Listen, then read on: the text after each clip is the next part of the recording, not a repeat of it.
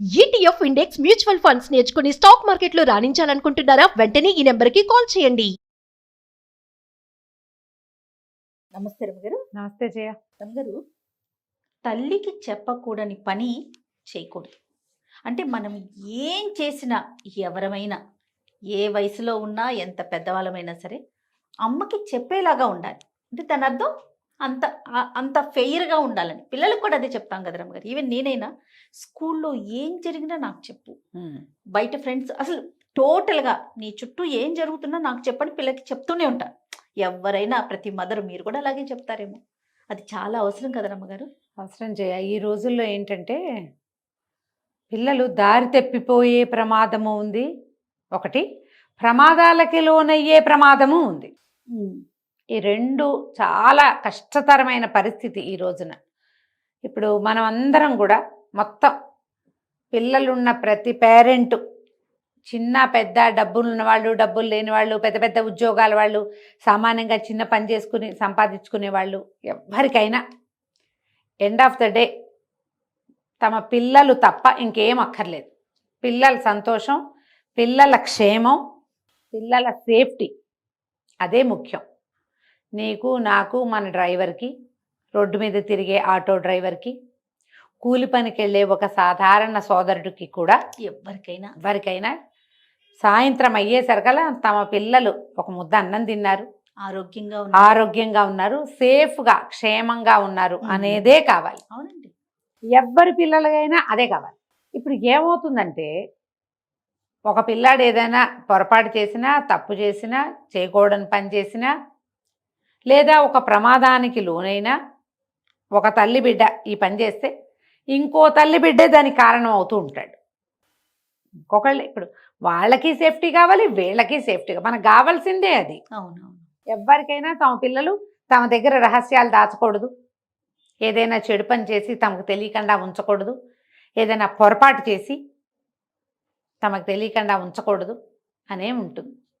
ఇప్పుడు మనం ఎన్ని ప్రేమలు, పెళ్ళిళ్ళు, ఫెయిల్ అయిపోవటాలు, పిల్లలు ఎక్కడికో వెళ్ళి ప్రమాదాలకు లోనైపోవటాలు, పనిమాల వెళ్ళి ఎవరి దగ్గర ఇరుక్కోటాలు, ధన సంబంధమైన వ్యవహారాల్లో ఇరుక్కుపోవటాలు, డబ్బుకు సంబంధించి, లేదా అవమానింపబట్టాలు, యూజ్ చేయబడటాలు, అబ్యూజ్ చేయబడ్డం. ఈ అనుభవము, అలాంటివి ఏ దౌర్భాగ్యపు అనుభవమైనా ఏ పిల్లాడి జీవితాన్నైనా పాడు చేసేస్తుంది, ఏ పిల్ల జీవితాన్నైనా కాలు రాసేస్తుంది. ఒక్కొక్కసారి దాని నుంచి ఏదో తప్పించుకుంటారు, ఎంతో కొంత జరిగింది ఏదో తప్పించుకుంటారు. కానీ పెద్దయినా కూడా ఈ అనుభవం వాళ్ళని వెంటాడుతూనే ఉంటుంది. ఏ కల్లోనూ గుర్తొస్తుంది, సబ్కాన్షియస్లో ఉండిపోతుంది. అప్పుడు అనుభవించిన భయము, నొప్పి, బాధ, ఈ చెప్పుకోలేక సతమతమైపోయిన మానసిక స్థితి వాళ్ళని వదలదు. ఏ పిల్లలకి అది ఉండకూడదు. వాళ్ళు ఎట్లా మంచి పౌరుడిగా ఎదగలుగుతారు జీవితం పట్ల భయం ఉంటే? అవును. అందుకని మనం ఏం చెప్పాలి పిల్లలకి, ఏదైనా జరిగితే ఏదైనా అల్లరి చేస్తే, నువ్వు చేసినా సరే, దీనికి బేసిక్ పాయింట్ మనం పిల్లల్ని దండించకూడదు. అవునండి. చెబితే వీళ్ళు తిడతారేమోనని భయపడతారు. కింద పడ్డాను అని చెప్పినా తిడతారమ్మా. కొంతమంది పేరెంట్స్ వాళ్ళ ప్రేమ ఏమిటో మనకు అర్థం కాదు. పిల్లాడు స్కూల్లో పడ్డాడు, స్కూల్లో పడిపోయిన దెబ్బ తగిలితే బుద్ధి లేదా, అది లేదా, ఇది లేదా అంటే రెండోసారి పడితే చూపించారు వాళ్ళు, జాగ్రత్తగా ఉండవా అంటారు.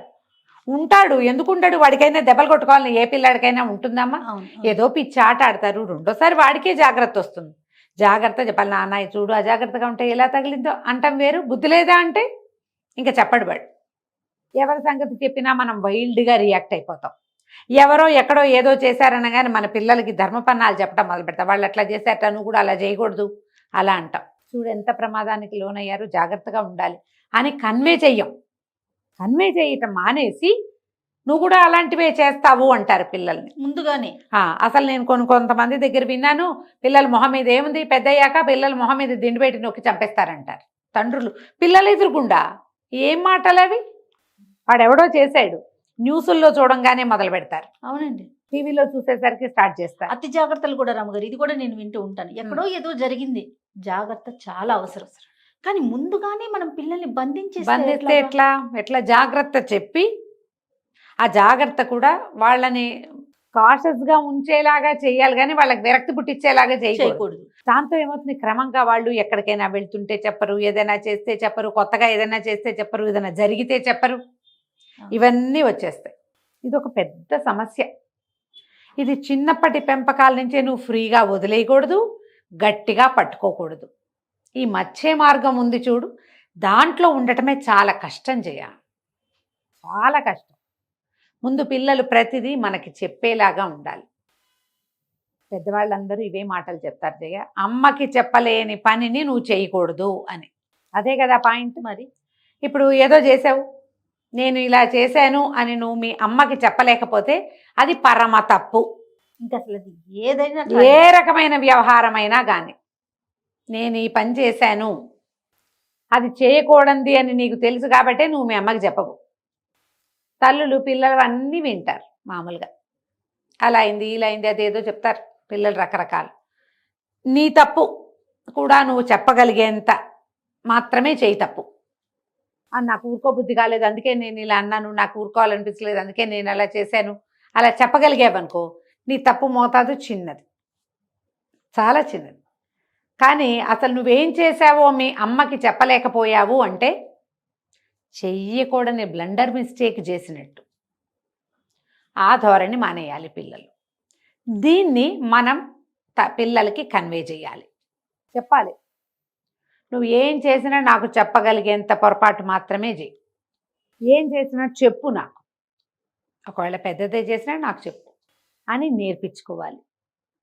ఇప్పుడు ఇటీవల చూస్తాను జయ, మనం ఇది నీ ఉద్దేశం చిన్న పిల్లలు స్టూడెంట్స్ గురించి అడుగుతాం. అవును రమ్మగారు. పెద్ద పిల్లలు కూడా, పెళ్ళిళ్ళైన వాళ్ళు కూడా, ఆడపిల్లలు మగపిల్లలు ఇప్పుడు ఎంత ఓపెన్ బుక్కుల్లాగా ఉంటున్నారో, ఎంత సోషల్ మీడియాకి ఎక్కిపోతున్నారో, చిన్న చిన్న వాటికి కూడా గొడవలు పడి డివోర్స్కి వెళ్ళిపోతున్నారు. దాంతో సమానమైన మోతాదులో సరైన కాంజుగల్ లైఫ్ లేకపోయినా అవతల వాళ్ళ నుంచి దౌష్ట్యాన్ని ఎదుర్కొంటున్నా, చెప్పట్లేదు ఇళ్లలో, చెప్పట్లా. 2 ఏళ్ళు 3 ఏళ్ళు వాళ్ళతో అలాగే ఉండిపోతారు. 2-3 ఏళ్ల తర్వాత బయటకు వస్తుంది. ఈ లోపల అన్ని ఆర్థిక సంబంధాలు అవి ఇవి పెంచేసుకుంటారు. ఈ 3-4 ఏళ్ల తర్వాత ఏం చేస్తారు వీళ్ళు పెద్దవాళ్ళు? మొదటే చెప్పరు. 7-8 మా అమ్మ నాన్న బాధపడతారని, మా అమ్మ బాధపడుతుంది, మా నాన్న బాధపడతారు. నువ్వు బాధపడుతున్నావు అంటే వాళ్ళు ఇంకా ఎక్కువ బాధపడతారు కదా. వాళ్ళకి కావాల్సింది ఏంటి? తమ పిల్లలు సంతోషంగా ఉండటం. ఇంతంత ఖర్చులు పెట్టి పెళ్ళిళ్ళు చేస్తారు. ఈ తల్లులు కూడా ఒక డైలాగ్ నేను కూడా విన్నాను నా చెవులతో. చచ్చి చెడి బోళ్ళంత ఖర్చు పెట్టి చిన్నప్పటి నుంచి దాచిపెట్టిన డబ్బంతా దీన్ని ఎదాన్ని పోసి పెళ్లి చేసాం, రేపు అక్కడికి వెళ్ళి ఏం చేస్తుందో ఇది అంటారు. అమ్మ అదంటుందని భయపడతారమ్మా పిల్లలు. మా డబ్బంతా ఖర్చు అయింది, జీవితకాలం సంపాదించిందంతా దీని పెళ్ళికి పెట్టాం, ఇది 2వ రోజునే తిరిగి వచ్చేసింది, ఒక వాక్యం అంటారు గ్యారంటీగా, అనకుండా ఏం ఉండరు. కానీ మీరు సంతోషంగా ఉండటమే మీ అమ్మా నాన్న కావాలమ్మా. ఇంత డబ్బు ఖర్చు పెట్టి నువ్వు ఆనందంగా లేకపోతే, నువ్వు హాయిగా లేకపోతే, ఏ జీవన సాఫల్యం కోసం మీకు వివాహాలు చేశారో ఆ సఫలతే లేనప్పుడు, ఆ సాఫల్యం లేదు, ఎందుకు నీకు పెళ్ళి? మీ అమ్మ ఏం సంతోషిస్తుంది? అమ్మా నాన్న ఏం సంతోషిస్తారు? ఆలోచించద్దు. ఇట్లా మా నాన్నగారు బాధపడతారని చెప్పలేదండి, ఇతను ముందు నుంచి ఇలాగే ఉన్నాడు, నేనే సర్దుకున్నాను, ఇక నా వల్ల కావట్లేదు. పెళ్ళైన 10 ఏళ్ళకి ఎవరిని ఉద్ధరిస్తావు నువ్వు? నీ జీవితంలో 10 ఏళ్ళు పోయినాయా? అవతల వాడి జీవితంలో 10 ఏళ్ళు గడిచిపోయినాయా? మీ అమ్మా నాన్న ఒక స్టైల్కి అలవాటు పడి ఉన్నారా? మీ కర్మగాలి మీకు పిల్లలు పుట్టేస్తే వాళ్ళు కూడా అనుభవిస్తారా మీ గోలని? ముందు చెప్పాలి. ఈ తప్పులు చేయకూడదన్నది ఎంత ఇంపార్టెంటో అన్నీ చెప్పాలి అన్నది కూడా అంతే ఇంపార్టెంట్. ఇవి 2 కూడా మనం పిల్లలకి కన్వే చేసుకోవాలి, ఎప్పటికప్పుడు చెప్పుకోవాలి. చేయగలిగే పని చెప్పు, చేయగలిగే పని అదేగా, చెప్పగలిగే పని చెయ్యి. అదే చెప్పగలిగే పని చెయ్యి. ఇప్పుడు నేను చెప్పిన పాయింట్ కూడా చేయగలిగే పనులే చెప్పాలి మనం పిల్లలకి కదా. అంతేగా వాడి వల్ల ఎంత అవుతుందో అంత చెప్పాలి. నాన్న నీ వల్ల కాకపోతే ముందే చెప్పు, నువ్వు ఇక్కడ అడ్జస్ట్ అవ్వలేకపోతే ముందే చెప్పు. నేను ఎప్పుడో చాలా రోజుల క్రితం మా ఫ్రెండ్ సర్కిల్లో ఒకరి పెళ్ళయింది. ముందు అమ్మాయి అబ్బాయి 10 రోజులు మాట్లాడుకున్నారు. రేపు నిశ్చార్థం అనగా వాళ్ళ అమ్మగారు చెప్పారట, ఈ రోజు రాత్రి వరకు నీ టైము, నువ్వు ఇవాళ రాత్రి చెప్పినా రేపొద్దుంది మానేస్తా, దీని తర్వాత నీకు ఆ ఛాన్స్ లేదు. పెళ్ళికి ఒక్కరోజు ముందు చెప్పినా ఓకే, తర్వాత చెప్పకూడదు, నువ్వు ముందే ఏం చెప్పదలుచుకున్నా. అప్పుడు ఈ పిల్లలు అడ్జస్ట్ అవుతారు. కొంతమంది ఏమనుకుంటారంటే, అమ్మో ఇంతవరకు వచ్చింది బాగుండదేమో, అని ఊరుకున్నా. అలా చెప్పిన కేసులు కూడా చూస్తా జయ నేను. అవును రమ్య గారు. అంటే ముందు నుంచి ఫ్రెండ్షిప్ అండి, అతని పద్ధతి సరిగ్గా లేదని తెలిసింది, నా ఫ్రెండ్తో ఫ్లర్ట్ చేస్తున్నాడని నాకు తెలుసు, మారతాడులే ఏం చేసుకున్నానంటారమ్మా కొంతమంది. వాడేం మారడు, ఎలా మారుతాడు? కుక్కతో ఒక వంకర మరి ఎలుకతో ఒక తెచ్చి ఏడాది ఉతికినా నలుపు నలిపే కానీ తెలుపు కాదు. ఈ ఫ్లర్ట్ చేసే గుణం ఉన్నవాడే ఎప్పటికీ మారడమ్మా.